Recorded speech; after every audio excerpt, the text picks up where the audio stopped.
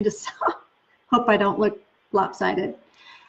I am so glad that you joined me. I totally started out very unprofessional tonight. I'm going to share with you how to be a soulmate without losing your soul. Now, happy Valentine's Day, everyone. And some of you may or may not acknowledge Valentine's Day, but we can acknowledge it simply because we can just acknowledge that love, right? Let's just spread the love. I'm not out dancing with my husband tonight, but we will dance on Saturday, so that's how we're going to celebrate. But what I wanted to do is ask whoever is listening and put a number 1 in the comment if you believe in the idea of a soulmate. If you do believe in the idea of a soulmate, that you can be a soulmate, that you can find your soulmate and live with your soulmate, put a number 1. And if you totally don't believe in it, put a number 2. There's another author who used the term, you have this ideal of finding your soulmate, but then you're married for a while and then they become your cellmate. So we're not talking about cellmate, we're talking about soulmate. What I mean by that, whether or not you do believe in the idea of a soulmate or being a soulmate in your relationship, we're going to talk about what makes relationships healthy, at least to be on a healthy track. We have 3 attitudes that I wanted to bring to your attention. Attitude number 1 is an attitude of reciprocity. Attitude number 2 is an attitude of resolving conflict. And attitude number 3 is an attitude of reality. Now, let's go back to the first one, the attitude of reciprocity. What do I mean by that? In many Christian marriages, a bride and a groom will walk down the aisle and the preacher will declare them and preach a beautiful sermon that the two become one.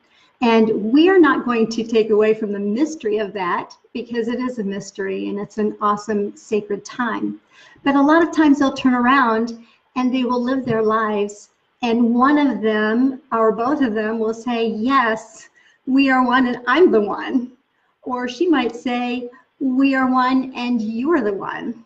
And then 30 years later, when one of them is the one and the other has continued to give and give without really having this reciprocal relationship or partnership, there's this losing of oneself. That's where a lot of people come to me and they just don't know who they are after so many years of marriage or being in certain roles as a mom. And I don't want to stereotype because there's all kinds of situations, but I think women who give birth and have babies and raise kids, we are natural givers. We will keep on giving. And we don't realize that we're making the relationship very lopsided. And both of them, whether one person says they're the one, and the other one says, and you're the one, or both say, I'm the one, it actually stifles growth, it stifles character development. So we need to have a reciprocal relationship, okay? Secondly, attitude of resolving conflict. Okay, now I'm talking about ideals, but the reality is, yes, we've got conflicts, we've got messes. Let's admit that we have messes.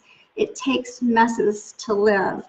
And so the difference, though, between those masters, those who have learned how to do relationships well and marriage well, versus the disasters, those that don't, the masters have learned that, number 1, there's certain conflicts that are not going to have solutions.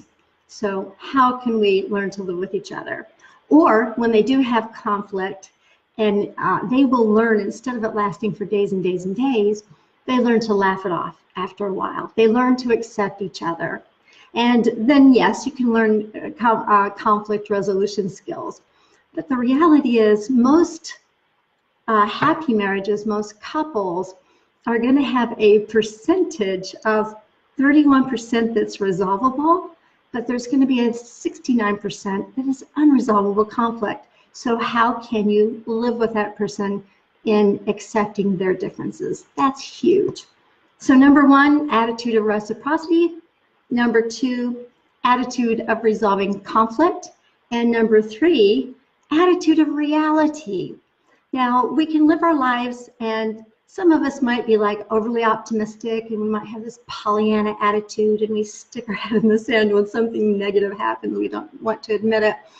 And then some other people might be more like an Eeyore, like the Winnie the Pooh series, and Eeyore that's always kind of like down and has this negative attitude.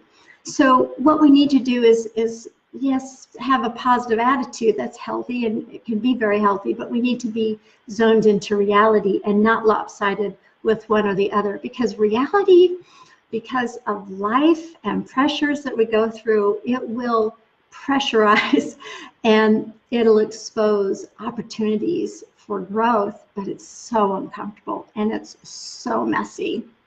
So 3 attitudes. I know this is very simplistic. It's only 5 or so minutes long, because life is a whole lot more complicated than that. And relationships certainly are. But if you can keep an attitude of reciprocity, an attitude of resolving conflict, and an attitude of reality, that can get us to a mode of not losing our souls in a relationship that could be otherwise very draining for us.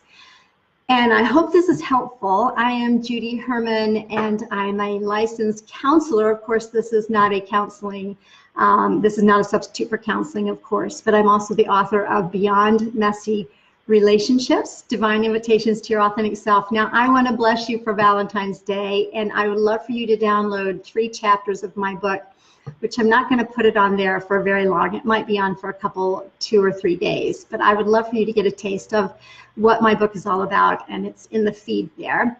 So yes, I'm so glad that you joined me, and I hope you have an awesome Valentine's Day. But more than anything, I just really pray that you have, that you really know deep within your heart how much you are loved. You are beloved and very loved this day, all right? And all the time. And so you can keep your soul intact and know how God loves you. All right? Thanks so much for joining me.